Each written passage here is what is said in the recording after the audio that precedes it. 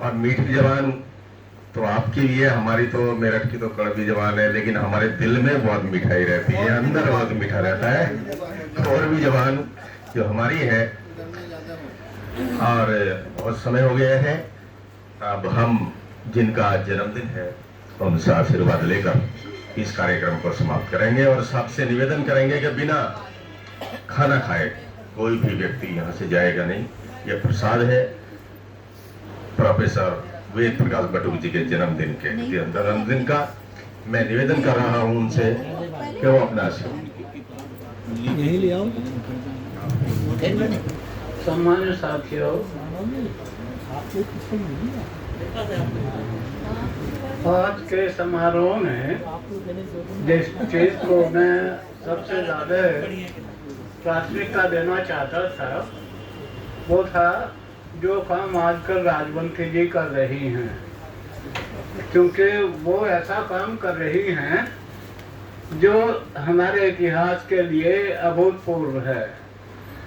उन्होंने जो सन 31 से लेके और उसके बाद में जितनी भी जब्त कविताएं वगैरह, जीवनी वगैरह ये सब थी, जो लंदन के इंडिया ऑफिस में जब्त शुदा चीज़ें थी, उनको वो वहाँ जाकर काफ़ी काम किया है, उजागर कर रही हैं हम सब के लिए। और वो बहुत अभूतपूर्व काम है। कम से कम 4 पुस्तकें उनकी आ चुकी हैं इस बारे में। और मैं चाहता था कि वो आज का जो आयोजन है उसमें उन चीज़ों को ज़्यादा महत्व दिया जाए। एनीवे, मैं आपको बताना चाहता हूँ कि ये जो उनके पुस्तक आए हैं वो उस जमाने की हैं जब मैं पैदा हुआ था।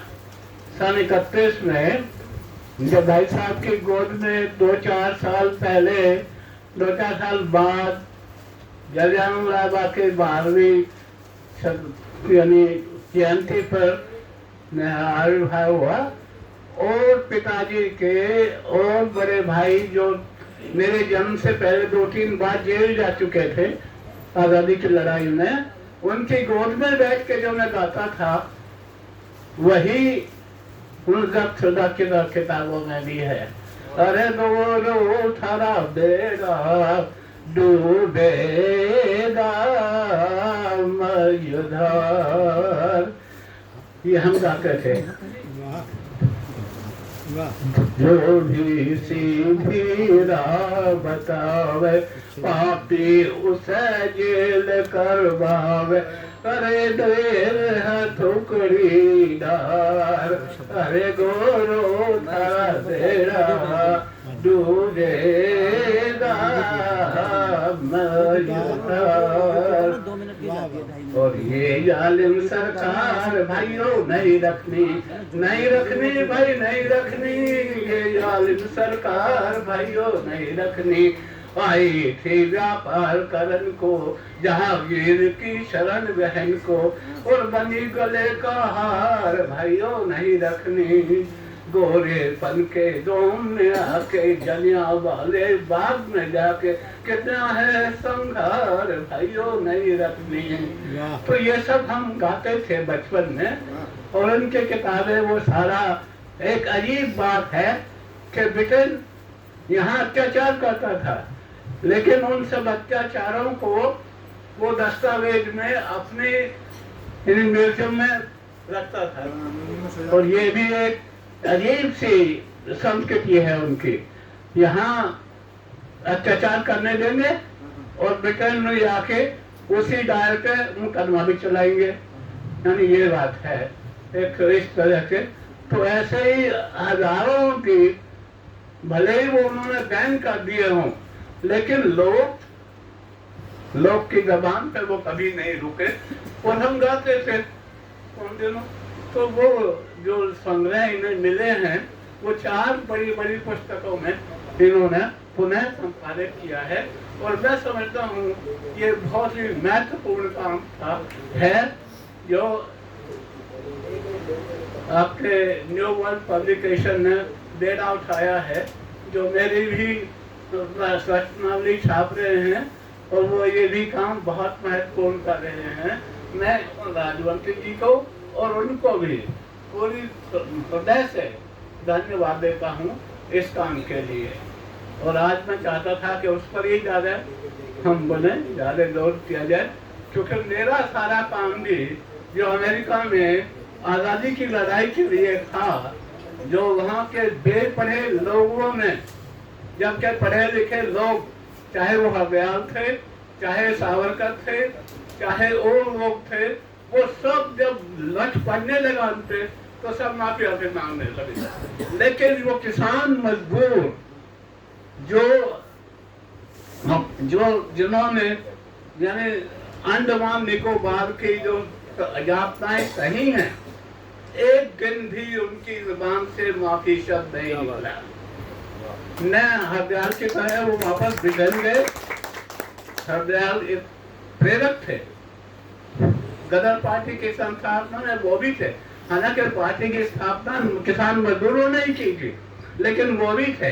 लेकिन जब वक्त आया तो वो जर्मनी से ब्रिटेन के पक्ष में लेख लिख के वापस ब्रिटेन चले गए।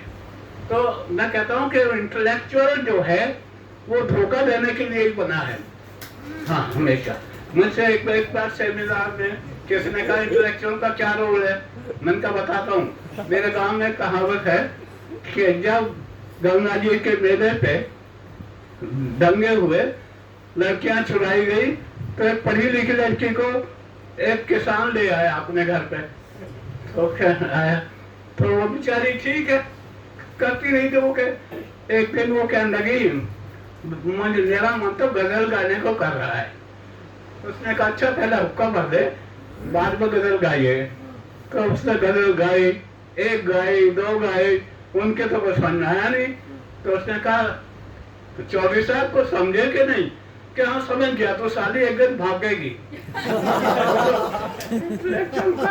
यही है कि जब मार पड़ेगी तो वो भागेगी। और वो किसान मजदूर जिन्होंने 18-18 साल बेड़ियों में काटे, 6-6 महीने हथकड़ी बेड़ी में वहां रहे, वहां के उनके लिए जो एक बना गया अलग से लकड़ियों का दरबा, उसमें रहे 6-6 महीने, लेकिन कभी माफी नहीं मांगी। तो ये उन किसान मजदूरों की जो कथा व्यथा है उसको मैं भी संग्रहित कर रहा हूँ।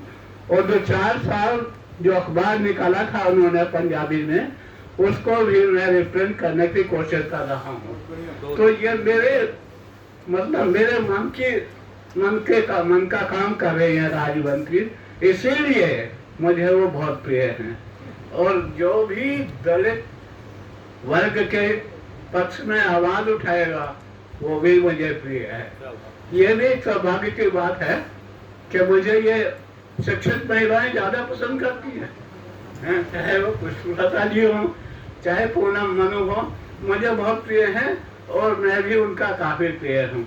उन्होंने अच्छी अच्छी बात मेरे बारे में कही, मैं कृतज्ञ हूँ। बाकी आज के उसमें यही चाह रहा हूँ। वैसे एक बात कही थी एक बार कि भाई जो अपनी प्रशंसा अपने रहते हुए मन से सुनता है वो जरूर नरक में जाएगा।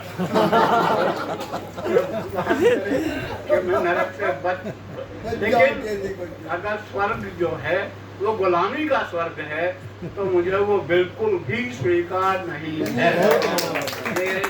हमने कहा था किसानों का क्या ड्रीम था, आजादी का मतलब क्या था?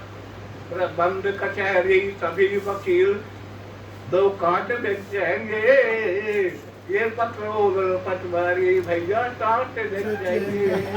तो वो तो पूरा हुआ नहीं, पूरा हुआ ही नहीं, बल्कि और ऊपर से ज्यादा दाद दिए गए गुलामी हम पे।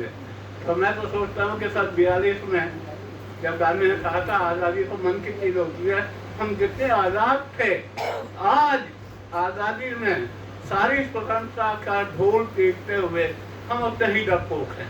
बिल्कुल सही। हम हमेशा एक रही है बात हमारे जीवन में कि जो भी आता है उसका कोई अल्टरनेटिव नहीं है, उसका कोई विकल्प नहीं है। नेहरू जी का कोई विकल्प नहीं है, इंदिरा का कोई विकल्प नहीं है। और वही क्या ये आजादी की बात कर रहे हैं? अरे हर आदमी प्रजातंत्र में विकल्प है, किसी के मरने से देश नहीं मर जाता, चाहे वो कितना भी बड़ा व्यक्ति हो। तो यही मैं बहुत ही विनम्रता से आप सब लोगों को प्रणाम करता हूँ, और आपने जो स्नेह मेरे प्रति दिखाया उसके लिए मैं बहुत बहुत बहुत कृतज्ञ हूँ। धन्यवाद। एक काम रह गया था मुझसे।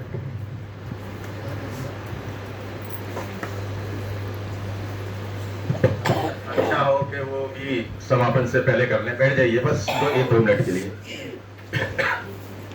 इनकी किताब का विमोचन हुआ है, उपन्यास का, मेरठ जंक्शन। वो सपत्नीक यहाँ पर पधारे हैं, और आप जानते हैं उत्तर प्रदेश हिंदी संस्थान ने भी उन्हें सम्मानित किया, तो उनको